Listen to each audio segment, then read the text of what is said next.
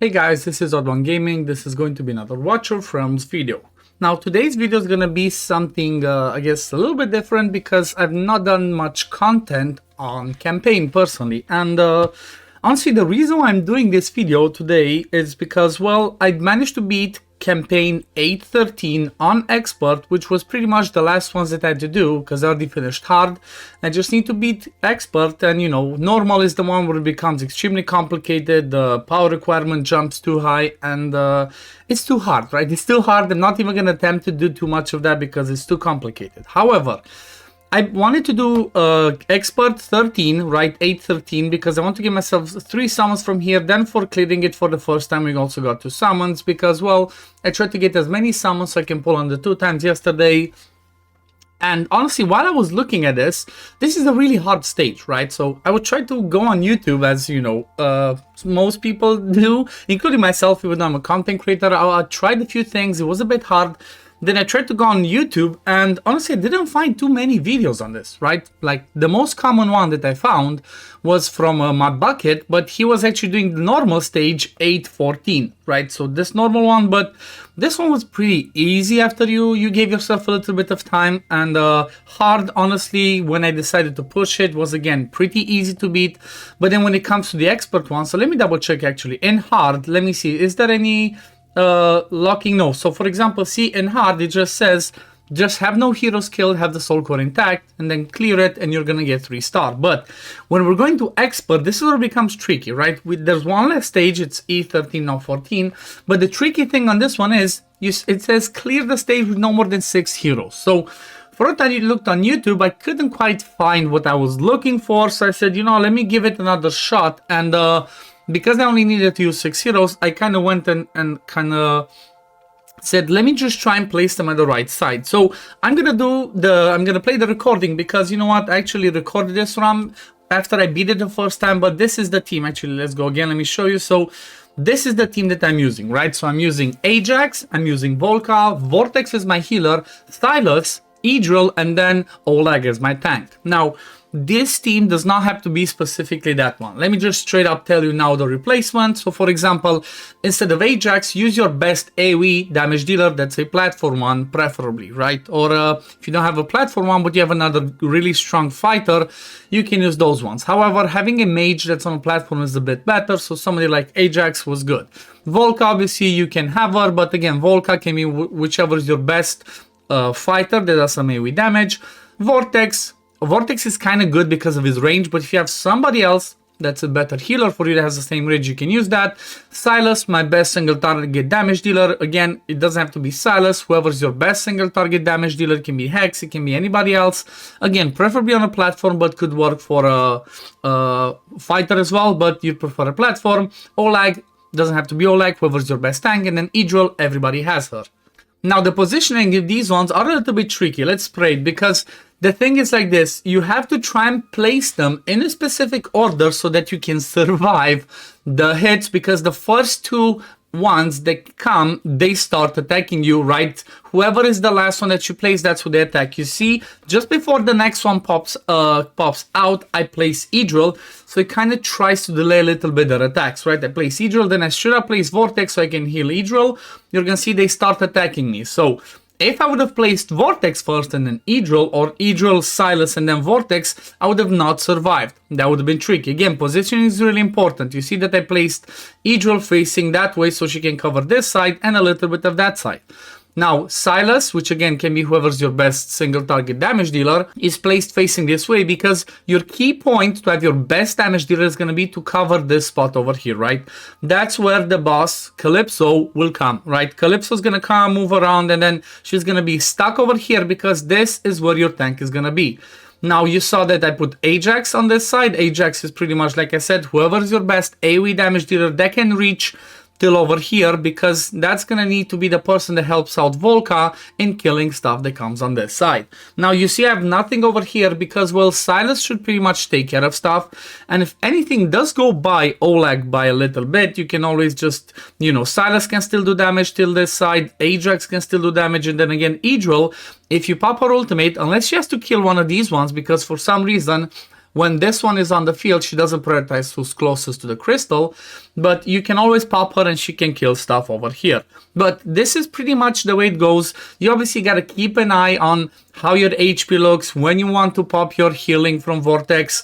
And for somebody like an Oleg, never uses ultimate, right? Never uses ultimate because the power of Oleg, see, that was really close, but the power of Oleg comes from this shield, right? The fact that he puts a shield on himself every few turns is what makes him be perfect for this one. And again, you really want to do the placement. You saw that I popped my Silas now because he would have been overwhelmed otherwise, so I started killing stuff out. Now, you're going to see that the way that I deal with this left side with Idril and Volka is I kind of alternate the ultimate. So first I use Ajax's ultimate, then I use Volka's, then when it comes back to needing it again, I use Ajax's, and so on and so forth.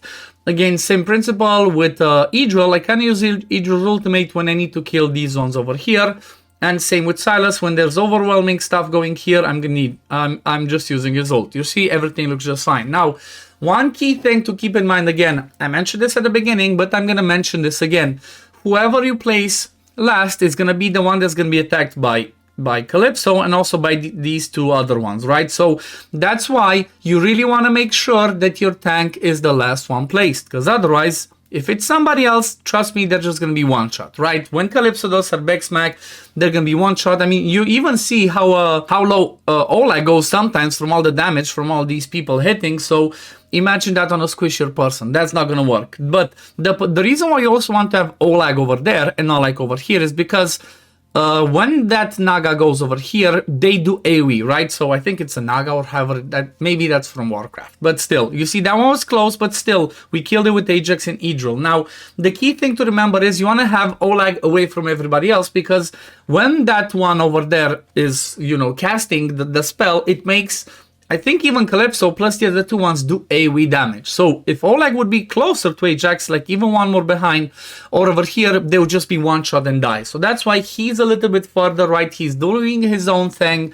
over there, just tanking it up like a champ, and that's why you want to have it there. So yeah, this is pretty straightforward. You see we're surviving. Now we're just slowly finishing it off with Silas. And that's GG, right? It's a bit difficult, it's a bit tough. You're gonna need some, you know, some decent gear because you only need 6 people. You have to cover a lot, you have to do a lot of damage, so you wanna have some decent builds. But let me show you the builds because I recorded them just in case I swapped them around, but I don't think I did, right? I don't think I actually did. So let's just go and have a look at the builds. Why did I move my scene? Go over here, come on. So I don't think I moved any of the gear, so let's have a look at them. So when it comes to Silas, he's running a Fracture set plus a Calamity. His total stats, you see 11k attack, almost 400 attack speed, overkill on crit rate, decent crit damage. Skill ups, not fully skilled up, but at least I have the ultimate. I do have the bond with Vierna, even though I'm not using her in this fight or on this account because, you know, 3 legendary only account. And then I have Blight Color's Claw as an artifact, which is really strong one, especially for single target. Then Ajax, I have a Tear of Twilight. It's just, you know, level 10, no ascension, skill up, always almost fully skilled up. And then he's running a Wisdom plus a Annihilating Might. You can see it's pretty low crit damage, but that's what I could get. 14k attack, then 400 attack speed. You really want some attack speed on him because he has really low attack speed intervals, so that's gonna help, you know, to have that.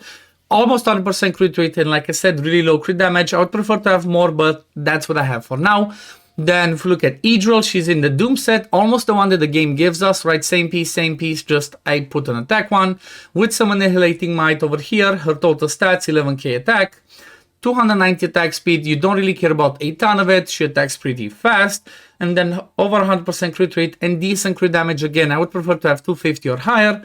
And then when it comes to Awakenings, she's Awaken 5. You really want her Awaken 5 because this one's insane, right? Every time she kills something, she extends the duration of the ultimate, which is really powerful. And then Artifact, I just have a Keen Wisdom, right? Nothing too special. It's what I had and that one works. Then the Healer, Vortex, Random Artifact, no skill ups, Awakened one only. And then for the gear, he has the Asclepius plus Whirlwind, so he attacks faster. His total stats 30k HP and 417 attack speed. You want attack speed on him so he heals more often. It's pretty straightforward.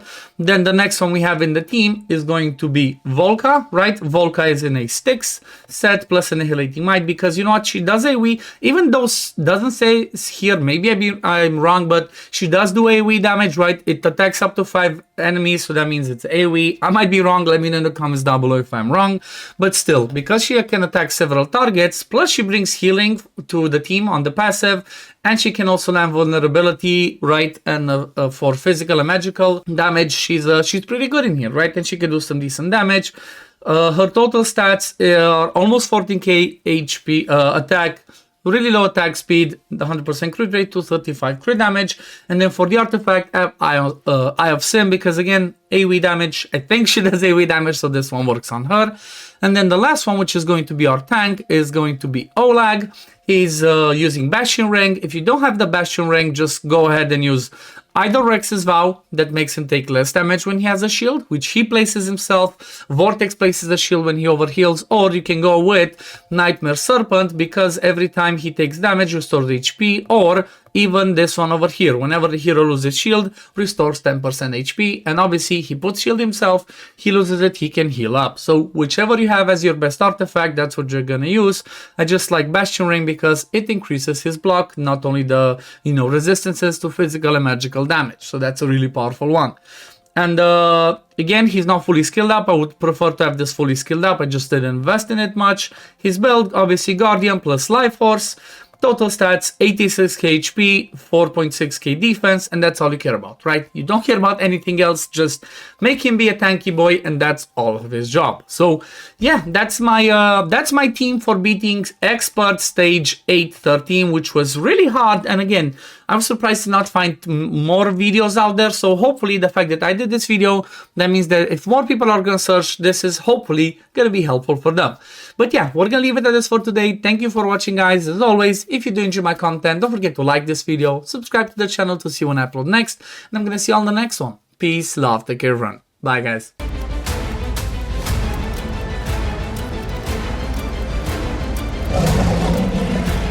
Hell hath no fury like a mother's